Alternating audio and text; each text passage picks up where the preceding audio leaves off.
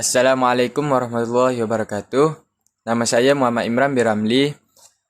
Nombor menteri 04 DAD 23F1055. Nama lecturer Cik Wan Usni Zaim bin Wan Muhammad. Saya ingin membentangkan tentang soalan daripada Automotive Technology DJA 20013. Soalan yang pertama ialah demonstrate how to calculate the displacement cc of engine and give one example of the calculation. Formula ialah displacement cc sama dengan pi per 4x silinder bore 2 stroke kali number of cylinder displacement cc sama dengan pi 4 darab b s darab nc example dalam enjin 4 silinder. Panjang lenjan dalam 10 cm dan bore ialah 4.5 cm. Berapakah sasaran itu? Sasaran kerana n sama dengan 4, S ialah 10, 4.5 sasaran dalam kubik sentimeter ialah D sama dengan pi palang 4.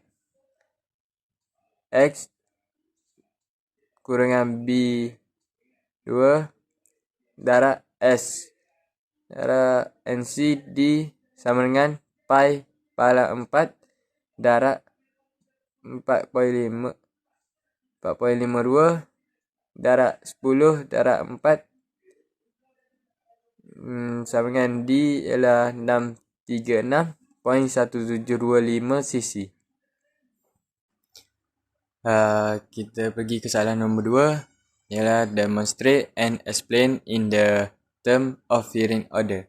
Firing order ialah macam urutan di mana silinder menghantar lenjang kuasa mereka. Ia direka bentuk ke dalam enjin. Susunan pin and coil dan aci sesondol menentukan susunan penembakan. Dalam kebanyakan enjin, urutan penembakan mengagikan lenjang kuasa secara sama rata di sepanjang aci and coil. Kebanyakan reka untuk mengelakkan daripada menembak dua silinder, satu demi satu pada ujung aci angle yang sama. Perintah pembakaran untuk jenis enjin yang sama mungkin berbeza. Soalan yang ketiga ialah demonstrate how the valve overload timing can affect engine performance. Valve overload affect the engine performance ialah membenarkan campuran udara dengan bahan P. Tambahan akan ditarik ke dalam silinder kerana hal laju manifold masukkan. Inject exhaust terbuka. Ini akan membantu untuk memaksa gas exhaust dari silinder. Inject exhaust ditutup pada 21 ATDC. Apabila kedua-dua inject dibuka untuk tempoh putaran aci angle yang singkat berhampiran TDC pada lenjan exhaust. Campuran bahan api udara yang masuk membantu membersihkan sebarang gas exhaust daripada silinder. Pertindihan awal boleh mengakibatkan gas exhaust dibuang ke dalam pancaroga masuk dan pertindihan lewat boleh mengakibatkan gas exhaust ditarik semula ke dalam silinder. Soalan yang keempat ialah demonstrate dan explain the MIVET system in engine technology. MIVET ni ialah macam seperti sistem yang lain yang serupa, mengubahkan masa aci sesondol intake dan exhaust yang meningkatkan kuasa dan keluaran torque pada julat kelajuan enjin yang luas sambil dapat membantu mengelilingi pengecas turbo dengan lebih cepat. Ringkasnya, MIVET beralih kepada profil cam yang lebih tinggi apabila kelajuan enjin meningkat dan turun semula ke profil cam bawah apabila kelajuan enjin berkurangan. Pertindihan injek yang dikurangkan dalam mode kelajuan rendah menyediakan idling yang stabil. Manakala pemanasan penutupan injek masuk yang dipercepatkan dan mengurangkan kembali untuk meningkatkan kecekapan isi padu. yang membantu meningkatkan output enjin serta mengurangkan geseran lift. Kehilangan pengepaman yang terhasil daripada injek yang lebih besar bertindih dengan output kuasa yang lebih tinggi dan pengurangan geseran. Muk berkelajuan rendah dan tinggi bertindih untuk tempoh yang singkat meningkatkan torque. Soalan yang kelima. Demonstrate dan explain the operation of engine cooling system. Campuran bahan api yang terbakar dalam silinder enjin mungkin mencapai 2200 Celsius atau lebih tinggi. Ini bermakna bahagian enjin menjadi panas. Walau bagaimanapun, dinding silinder tidak boleh menjadi lebih panas daripada kira-kira 260 Celsius. Suhu yang lebih tinggi boleh menyebabkan minyak pelincir tak kehilangan keupayaan pelinciran. Bahagian enjin lain juga rosak. Untuk mengelakkan terlalu panas, sistem penyediaan mengeluarkan haba yang berlebihan pada masa yang sama. Enjin yang sejuk adalah sangat tidak cekap, berjalan dengan buruk, mencemarkan minyak, membentuk mendapan, meningkatkan haus, mengurangkan kuasa kuda dan tidak akan mencapai mileage bahan api yang baik. Soalan yang keenam, demonstrate dan explain the Manitou ignition system. Manitou ignition system ialah mempunyai prinsip kerja yang sama seperti sistem penyalaan bateri. Dalam hal ini, tiada bateri diperlukan kerana Manitou bertindak sebagai perjalanan sendiri, terdiri daripada sama magnet berputar dalam gegelung tetap atau gegelung berputar dalam magnet tetap. Arus yang dihasilkan oleh magnet itu dibuat untuk mengalir ke gegelung haruhan yang berfungsi sama seperti sistem penyalaan bateri. Arus voltan tinggi kemudian dialihkan ke pengedar yang boleh menyambungkan palang pencucuh mengikut putaran bergantung kepada susunan nyalaan enjin. Seperti sistem mencucuhan jenis ini digunakan enjin mencucuh api kecil, contohnya skuter, motosikal dan enjin boat. Soalan yang ketujuh, demonstrate the operation of ignition system. Sistem pencucuhan bertanggungjawab untuk memulakan pembakaran dalam enjin dengan menghasilkan percikan voltan tinggi pada palang pencucuh pada saat yang lebih tinggi, pada saat yang lebih tepat yang diperlukan. Sistem pencucuhan bermula dengan kuasa daripada bateri atau magnet itu. Apabila suih pencucuhan dihidupkan, ia menghantar kuasa ke gegelung pencucuh yang meningkatkan voltan. Voltan ini kemudian diagihkan oleh pengedar atau modul pencucuh kepada setiap palang pencucuh.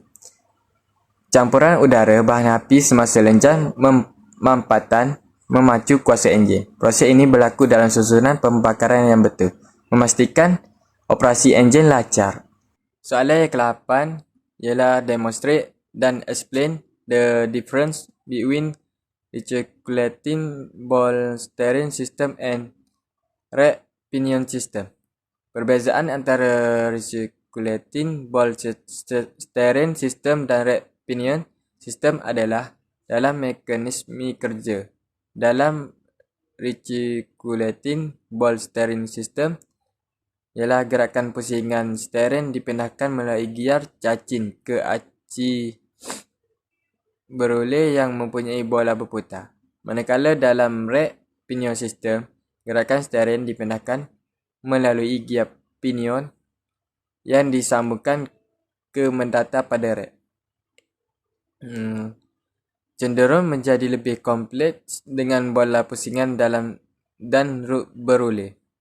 Manakala red pinion system lebih mudah, red pinion system juga sering menawarkan tindak balas yang lebih tepat dan pengendalian yang lebih langsung. Manakala recirculating ball steering system mungkin mempunyai beberapa permainan dalam mekanisme.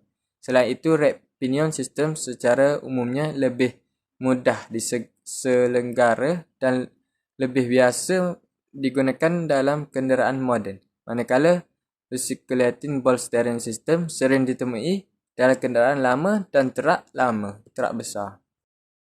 Soalan 9 ialah demonstrate and explain how to substitute the power steering pump bleeding.